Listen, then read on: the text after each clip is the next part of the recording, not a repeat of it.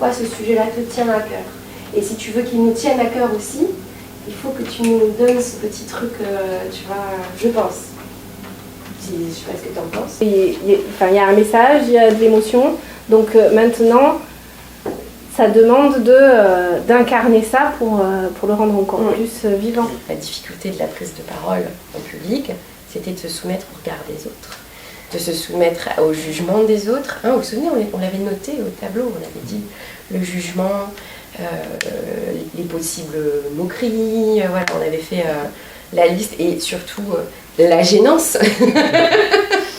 On avait le maître mot, la gênance. Le maître mot de la semaine, la gênance. Il semble avoir vu des chewing-gums.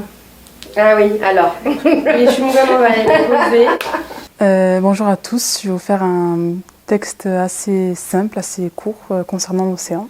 L'océan vaste et insondable incarne la profondeur de l'inconnu et le mystère de l'existence.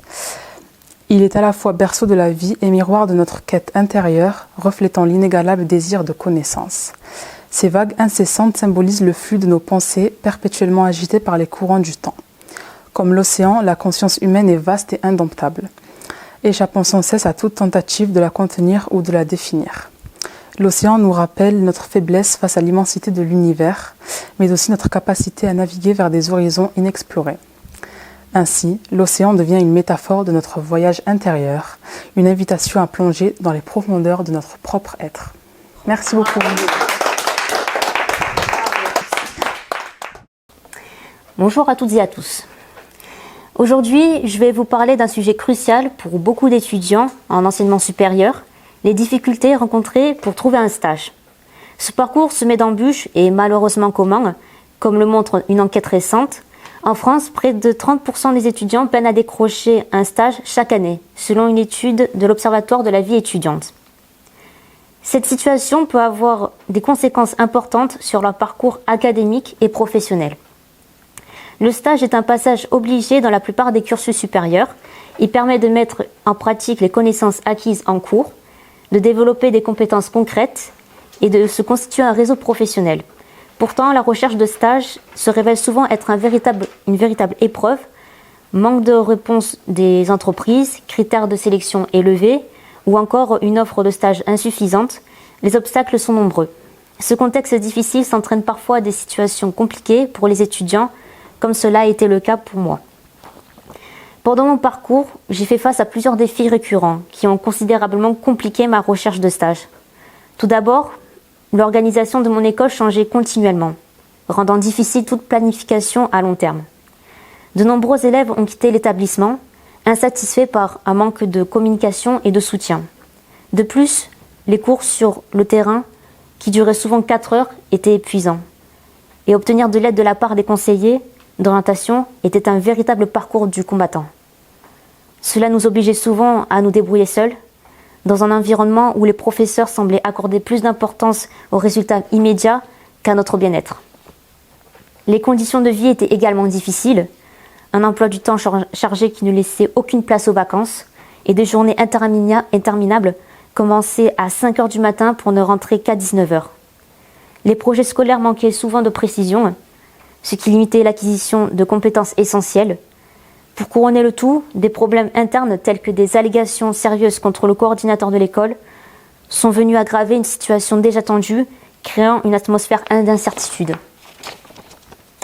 Lors de mes stages, j'ai principalement travaillé à distance, ce qui a rendu difficile mon intégration en tant que communicante.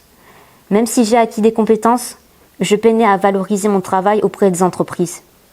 J'ai aussi commis l'erreur de multiplier les stages pour diversifier mon expérience, ce qui m'a finalement désavantagée.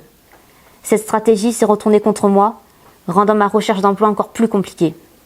L'accumulation de refus a fini par me démoraliser et je me suis progressivement isolée, notamment en ce qui concernait mes stages peu fructueux. Face à cette situation désespérante, j'ai pris une décision risquée. J'ai créé un projet de communication fictif pour avoir quelque chose à présenter lors de mes oraux. J'ai choisi une enseigne régionale connue et avec les moyens disponibles sur Internet, j'ai monté un projet de toutes pièces. Et j'ai même financé moi-même les éléments nécessaires pour rendre ce projet crédible. Bien que ce ne soit pas la solution idéale, cela m'a permis de ne pas arriver les mains vides devant le jury. En conclusion, la recherche de stage pour les étudiants en enseignement supérieur est une étape difficile, mais elle est cruciale pour l'avenir professionnel. Ce parcours m'a appris l'importance de la résilience, de la créativité et de l'adaptation face aux défis imprévus. J'appelle donc les institutions éducatives, les entreprises et les étudiants à travailler ensemble pour rendre cette étape plus accessible et formatrice. Comme l'a dit Winston Churchill, le succès, c'est d'aller d'échec en échec sans perdre son enthousiasme. Restons déterminés et tournés vers l'avenir, car c'est ainsi que nous surmonterons ces difficultés. Je vous remercie pour votre compréhension et de votre attention.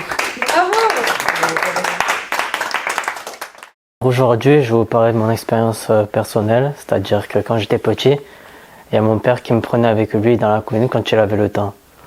Et aujourd'hui, quand je vais dans la colline avec lui, je vois soit des animaux exotiques, soit des plantes exotiques. Et aujourd'hui, nous nous rassemblons pour aborder ce sujet crucial qui menace notre biodiversité et notre environnement, l'introduction des espèces animales et végétales exotiques, bien que ces espèces puissent sembler inoffensives ou même bénéfiques à première vue. Leur impact sur les écosystèmes locaux est souvent dévastateur.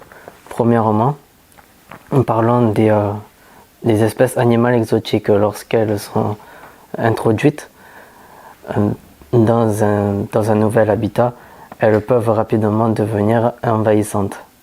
Elles perturbent l'équilibre fragile des écosystèmes en concurrence avec les espèces locales ou pour la nourriture et l'habitat. Prenons l'exemple du ragondin et du rat musqué, ou les hérissons d'Europe, qui ont causé des dommages à la faune et la flore. Ces espèces ne sont seulement des concurrentes et peuvent également être des prédateurs pour les espèces autochtones, menaçant leur survie et dans certains cas conduisant à l'extinction. De même, les espèces végétales exotiques posent un problème tout aussi sérieux et elles peuvent étouffer les plantes locales, privant ainsi les écosystèmes de leur diversité naturelle. Des plantes comme le kudzu ou la balsamine de l'Himalaya se propagent rapidement, colonisant des terrains au détriment des espèces qui ont évolué pendant des siècles dans des environnements. Cette perte de biodiversité a des conséquences profondes, non seulement pour la flore et pour la faune locale, mais aussi pour les services écologiques dont nous dépendons tous, tels que la pollinisation et la régulation du climat. Il est important de comprendre que ces espèces exotiques ne sont pas seulement des problèmes isolés, elles sont le symptôme d'une vision plus large de l'interaction de l'homme avec la nature. Nous devons remettre en question notre tendance à l'introduire des espèces d'autres régions sous le prétexte de modifier nos jardins ou d'améliorer. Ce comportement a des conséquences imprévues qui peuvent bouleverser des siècles d'évolution. Pour protéger notre biodiversité, nous devons agir. Cela inclut des politiques plus strictes sur l'importation d'espèces exotiques, une sensibilisation accrue à ce problème et un soutien à la conservation des espèces locales. Nous avons la responsabilité de préserver notre patrimoine naturel pour les générations futures. En conclusion, je vous exhorte à réfléchir aux conséquences de l'introduction d'espèces exotiques dans un écosystème. Ensemble, agissons pour protéger notre biodiversité, notre environnement et notre avenir. Ne laissons pas les espèces exotiques devenir les envahisseurs de la planète. Je vous remercie.